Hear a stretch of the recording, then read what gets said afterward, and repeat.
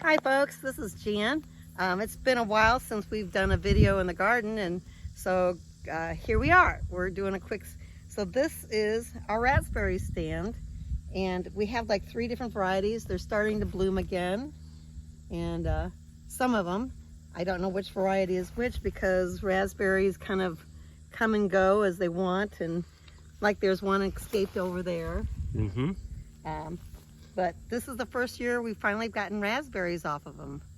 Yeah. Yeah. I've enjoyed them. Yeah, I'm not too crazy about them, but I grow them for Greg. So here we have a couple volunteer cherry tomatoes from last year.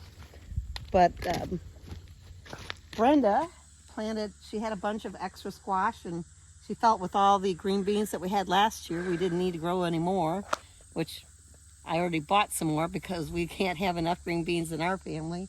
But she planted a lot of gourds, squashes and pumpkins and I don't know what all. It's just seed that she had left that she wanted to... Well, looks like they're climbing up over that trellis you've got. This is the archway we had for the pole beans.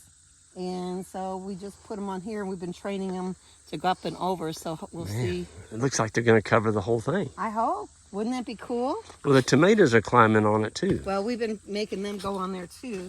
So, and then here we have some late peppers, serranos, and that peppers have not been doing so good this year. Too much rain, you think? Could be, in too much. Hand me that tomato down there. There's a ripe one. Please. So our my nephew and his little boys are coming this afternoon to visit for the weekend, and so we're going to be picking tomatoes. Oh yeah, it looks like you've got some serious tomatoes to pick. And then here's some. Oh, there's another red one. I was going to say. Here, let me. You want to try them? Here. So Greg is very hard on my tomato plants. Here. He eats about 3 big tomatoes a day, if not more. Oh. So. Oh my goodness. Yeah. That one didn't even need any salt. But anyway, yeah, it's been a very wet year. So then over here, we have our tomato patch. Boy, you've got some serious tomatoes there. Yeah. All these over here are determinants. So when they're done, they're done. Right. But I've got some regular tomatoes that we've not ever tried, like Jet Star and things that you all would know. But I'm finding like I'm not always crazy about the heirlooms. I'm always trying to find the tomatoes that's going to be best for canning, for eating, producing. Salsa, tomato soup. And you make some really good tomato soup. Thank you. I don't like tomato soup, but I like my homemade soup. The Amish gave me the recipe. And then here are yellow tomatoes. Because when Greg gets eating too many and he gets the canker sores. Well, there's a good one in there. Yeah, look here. Here's a couple good ones too. Oh yeah, the boys will enjoy helping you pick them. Yeah. And then over here, Brenda, I can see she left me stuff to cut. What is that? We have 4 different kinds of basils because again, we plant lots of different varieties of things. So this is what she's calling the Asian basil. I don't really know. One of them tastes more like a lemon citrusy. One is a little less citrusy. You can tell by the color. They're different colors. That's the more citrus one. Okay. And then we have Thai basil over there. Okay. What's this one right here? These are the two difference. Okay. She just didn't get them cut. I got you. And I was supposed to come up and cut, so I may cut with the little boys. And then over here, we have a little more Thai. But then we have the sweet basil. Oh. And then we have I planted a lavender this year. Okay. I cut it a couple times, and then a rosemary. What do you do with lavender? Oh, it's for like calming, you put like in little pillows. Okay. In your drawers or for your bedding. Maybe somebody else will have a really good, there's some oregano. Okay. What do you got here in front of us, this big leafy stuff? Oh, this has gotten to be a jungle. This is Brenda's perennial bed. My gosh. So we have what's the thing you like to plant? You like to eat on I like to eat lots of things. I know you do. Radishes? No, radishes were over there, and you can see we've got some wild ones, and they're reseeding already. But this is Not kale. you put it on your sandwiches. It's a spicy Oh, horseradish. horseradish. That's horseradish? This is horseradish. Oh my God. This is horseradish. And So, but you got to use the roots, right? Right. You And you cannot eat the leaves. need to make me some horseradish. Holy moly, look at the Yeah, stalks last on year was the those. first year we dug up a little bit, or she did. Wow. And then in here was rhubarb, but I think this has taken over, and it's killed out a lot of things. And then we had the asparagus that has gone crazy. Okay. You harvested a lot of asparagus. Oh, there was a lot of asparagus this year. We didn't use the greenhouse too much, but you can see. Well, you're drying stuff in there. Yeah, my garlic, and then over here, Got your onions. the onions, and then here's a few peppers.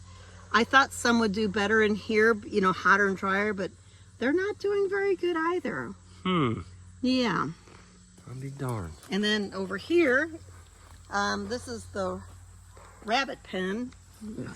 We have some potatoes that are still You call this a growing, rabbit pen because it keeps the rabbits out. supposedly. But we have our sweet potatoes along the fence and Yep. in the cage there because somehow there were some rabbits getting in and eating them. Jeez.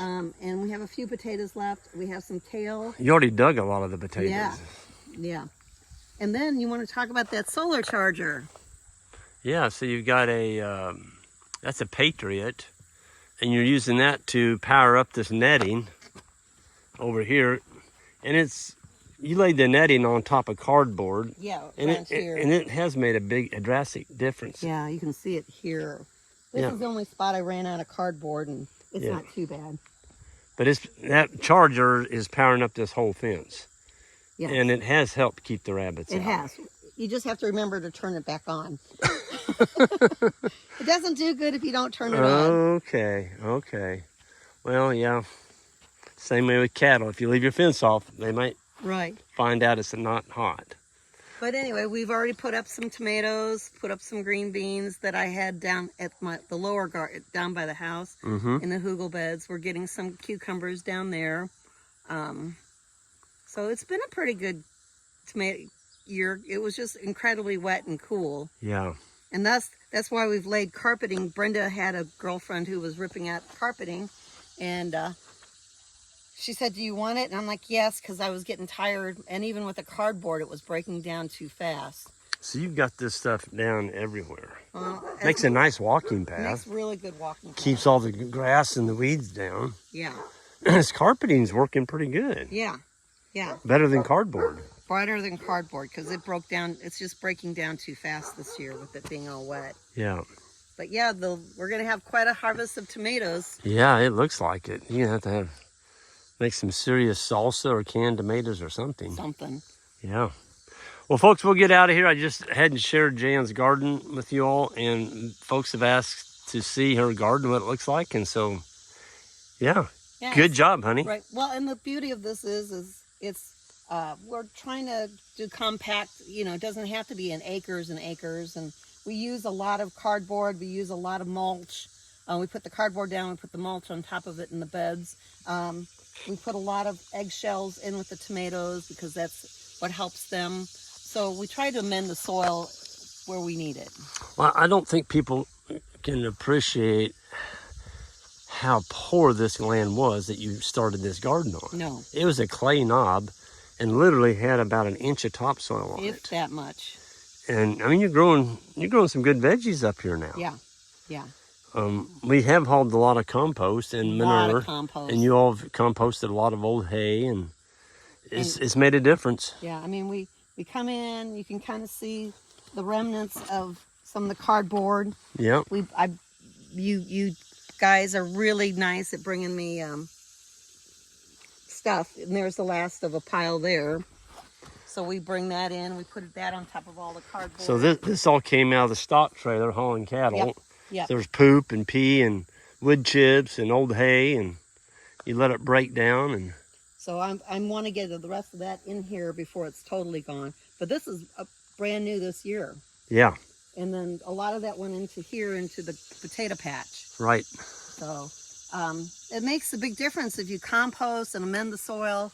And we don't put any lime. The lime is coming from the eggshells. Yep. And that. So it's amazing what you can do. Yep. We could probably do better, but we're pleased with what we have. Yep. Well, good job, honey. Thank you for sharing with everyone. Bon appetit, everybody. I'm going to go eat some more of your tomatoes. No. See ya. Folks, have a good one. Take care.